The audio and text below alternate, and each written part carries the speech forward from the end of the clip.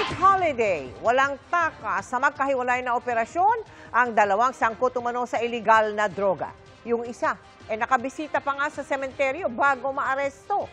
Nakatutok si John Consulta. Exclusive.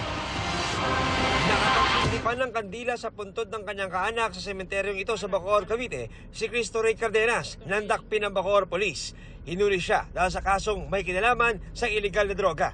Meron tayong mga intelligence information na nagsasabi na this particular person will be visiting his kamag-anak dito sa particular na sementeryo na to. Pagdalaw niya sa sementeryo, inapprehend po natin itong tao to by virtue of warrant of arrest.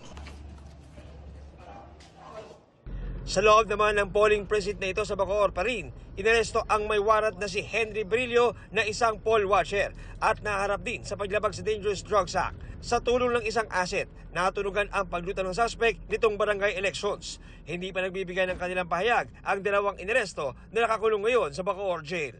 Para sa GMA Integrated News, John Consulta, nakatutok 24 oras.